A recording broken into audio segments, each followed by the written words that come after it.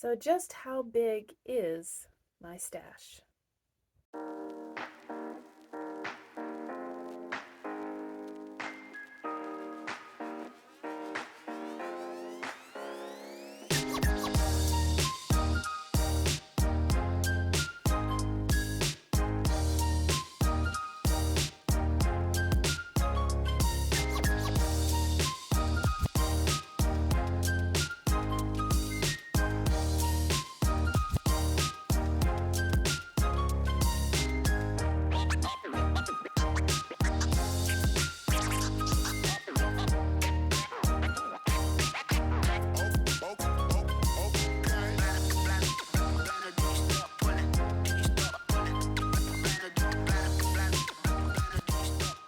So I have a pretty big stash of yarn and some fiber, but primarily yarn. And I was curious about just how large it's gotten over the years. So I've been knitting and crocheting seriously again since like 2016, I want to say. Yeah, like 2016. So I grew up around crafters in the family and dabbled a little bit in crochet while I was growing up, and then picked up knitting and kind of dabbled in it. And then after I graduated college with my master's degree, and got a real job, I started getting back into crocheting and knitting again, sort of more seriously, instead of just every once in a while a project, kind of making it my regular hobby. And in doing that, I have, collected yarn.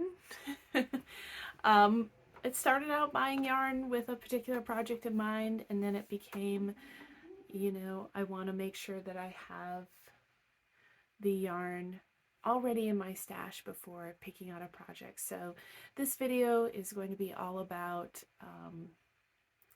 kind of breaking down how much I've really acquired over the years. So first thing I did was tackle the cube shelf here.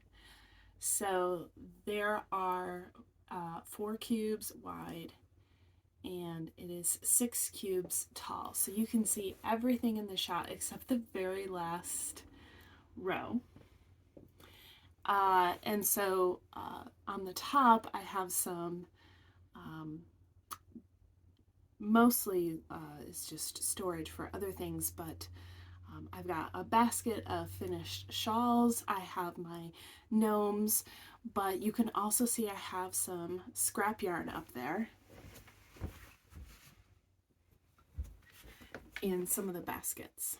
And in this count, I did not count any of the scrap yarn because that would have made this an even more daunting task. So things like this are not counted in the total.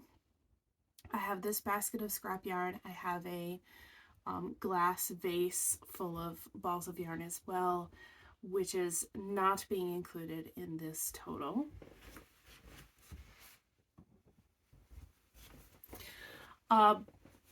In the white baskets up here, I also have more scrap yarn. Just things I found while I was cleaning out the shelf, and I tucked them into those baskets.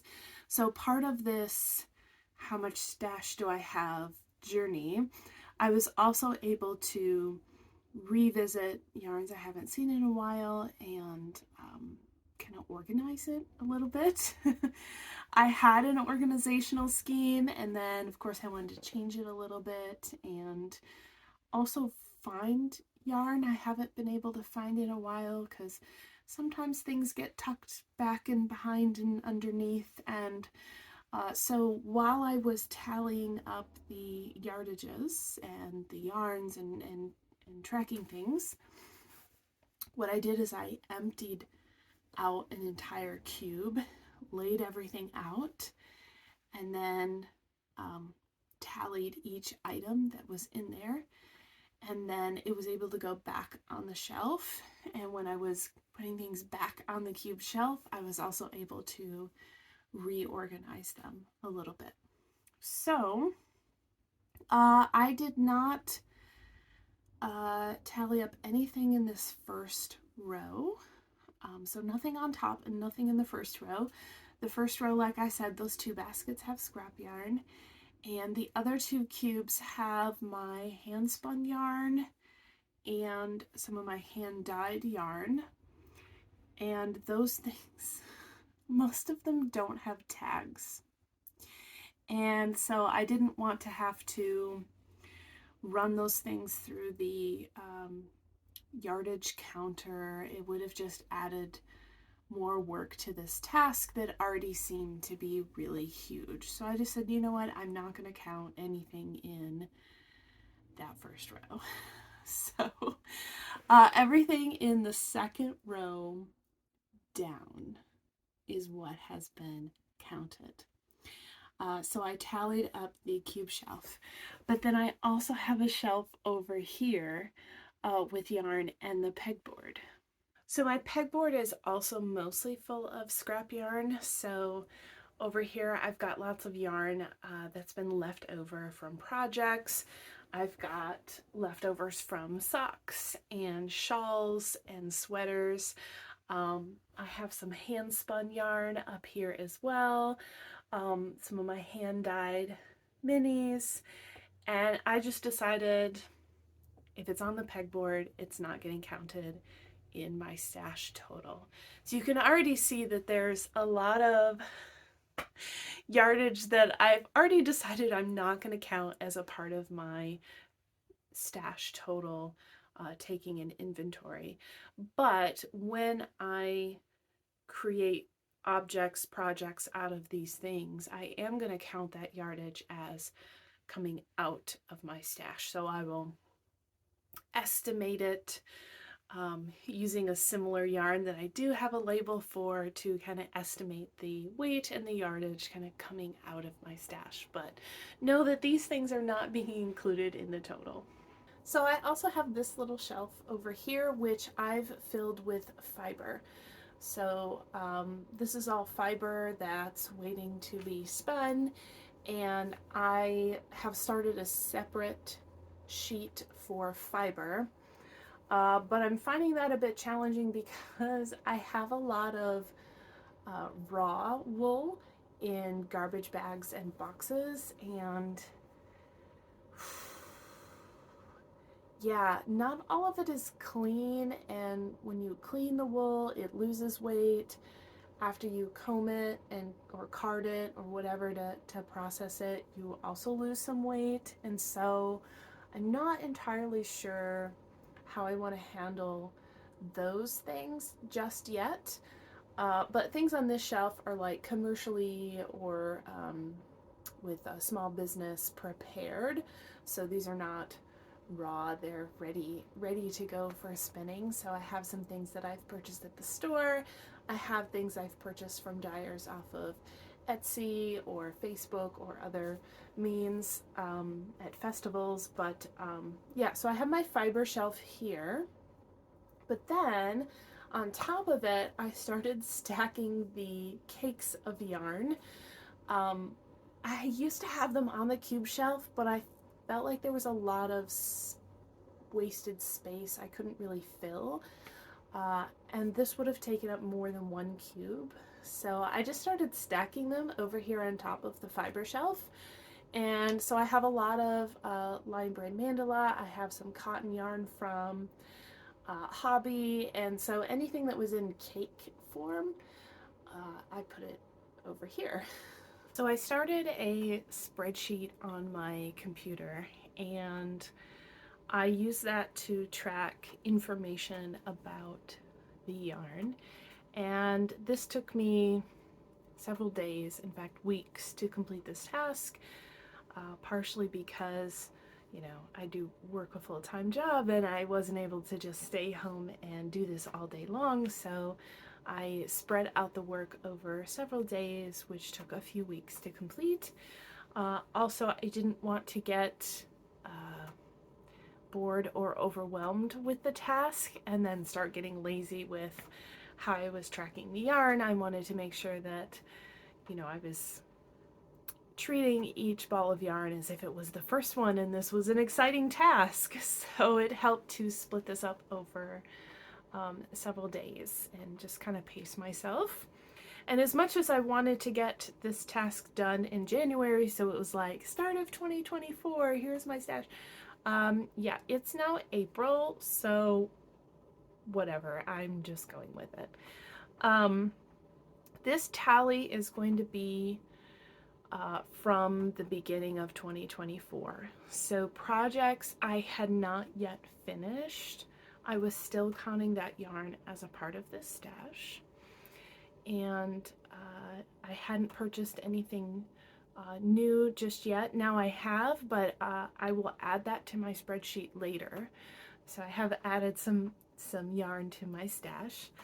But this will be the snapshot of my stash count at the beginning of 2024, excluding scraps and leftover yarn and hand spun that I didn't have tags for. And things like that.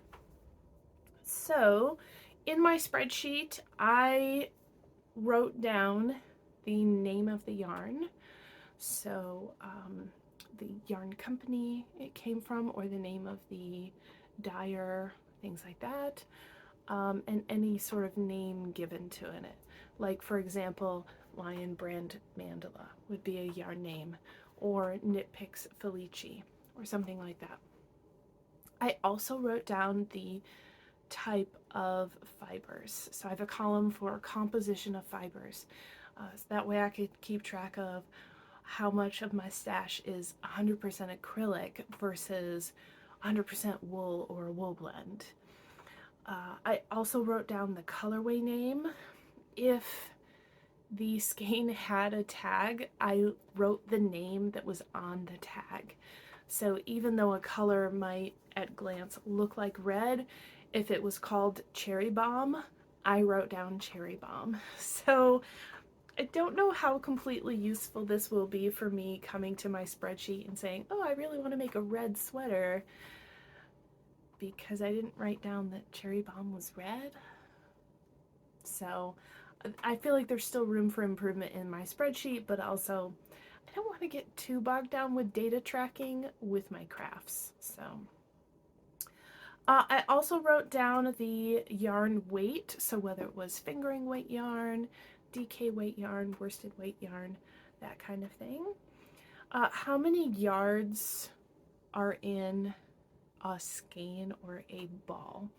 So again, just based off of the tag, or if I didn't have the tag, using numbers from a similar type of yarn. And so I can just keep track of if I needed to buy one more skein or one more ball, how many more yards would I be gaining that way? How much that skein or ball weighs, and I decided to go with the unit of grams. So I had my digital scale out while I was doing this task, and I was weighing any skein that looked like it might not be a full skein. So some of these balls or skeins in here are not completely full. I've used a little bit here and there, like for heels in a sock or the border on a blanket or something like that. So anything on these shelves has been counted in that way, including partial skeins. Then I wrote down the number of skeins. So if I had a partial skein, then in here I've got some decimal numbers. So if, like for example, I've got one here on the screen. So a worsted weight acrylic yarn. I did write down unknown for the yarn name because I really have no idea. It's just been so long since I've worked with this thing and I've lost the tag. But I used averages of similar yarn types. So on average, this would have about 364 yards in a skein. On average, that skein would weigh 198 grams. and I have 0.5 of a skein, right around half a skein of that.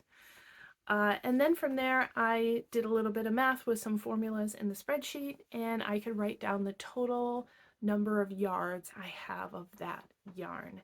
And I think this is where it's going to be the spreadsheet is going to be the most helpful for me, is when I pick out a project, and usually in patterns, they tell you how many yards this pattern should need to make.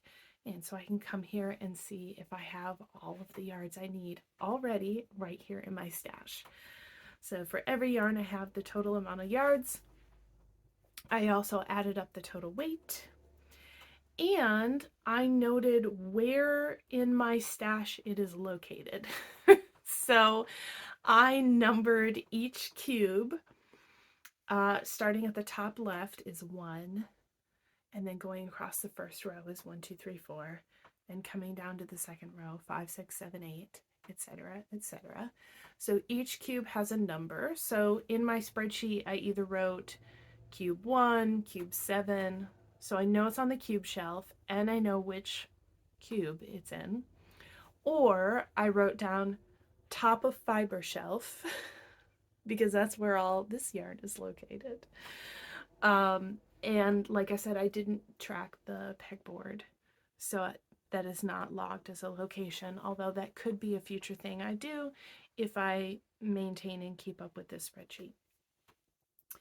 I also wrote down whether or not the yarn had an intended project. So some of these things I did purchase with a project in mind, and I'm still thinking about creating those things. And so if that was a thing, I logged that as well. Most things I wrote no, but there are some things that, like this yarn in particular, I'd really like to use for socks, and so I wrote that in here. I also tried to remember where and when I purchased these things, which is not going to be super helpful for the things I have now, but will be helpful for yarn that I add and continue to log to this. So some things I definitely know where I purchased them, like at Joann's or Hobby Lobby, or whether it was a particular fiber festival, so Dallas Fort Worth Fiber Festival, or the Shepherd's Extravaganza that I've gone to here in Washington. So I wrote those things down. If it was an event like that, then I definitely know the years that I've attended, because I've only been to a handful of these events, and so I was able to log the year.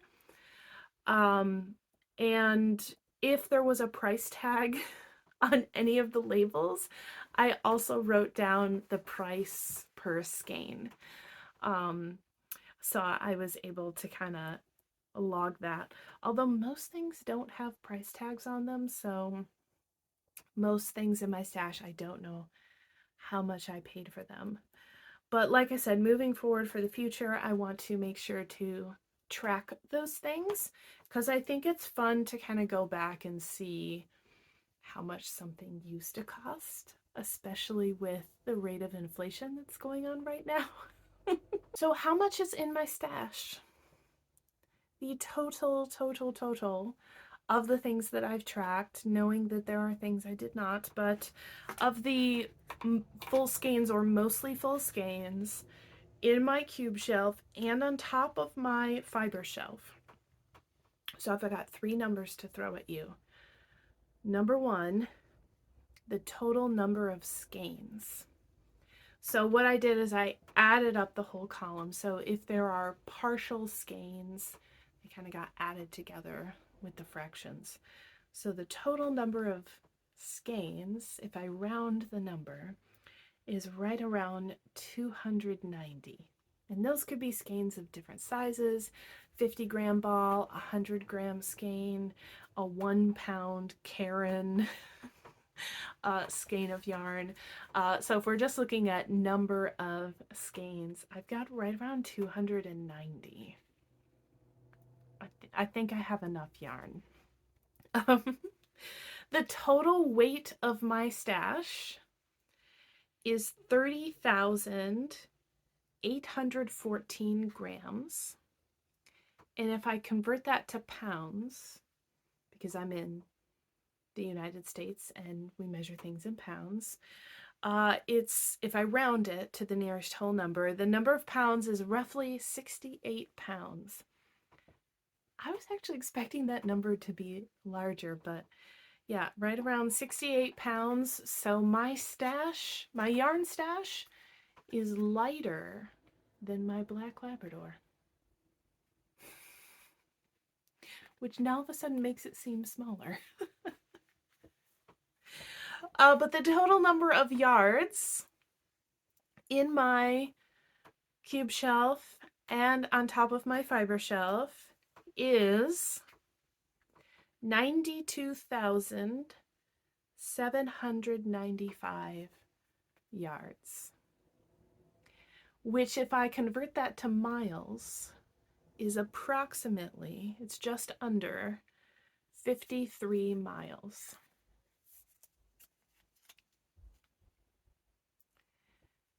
Yeah, that's nuts. 53 miles. So I was trying to get a sense of how far that is. So I was on Google Maps, and the distance from Seattle to Olympia, like driving on the highway, is about 61 miles. So it'd be just under that distance. Which, if you're from the area, that may relate to you. And if you're not, find two locations that are roughly 53 miles apart, and that'll give you a good idea of the distance. But yeah, that is a lot. So I'm a little bit ashamed that I've accumulated that much, but I'm also not ashamed because I've had fun doing it. Most of what I've purchased is something that's been on sale. So an event going on, or a discount, a store closing, something like that. So I've gotten really good deals on the yarn that I've purchased. I like the colors, I like the content, and I will purchase more.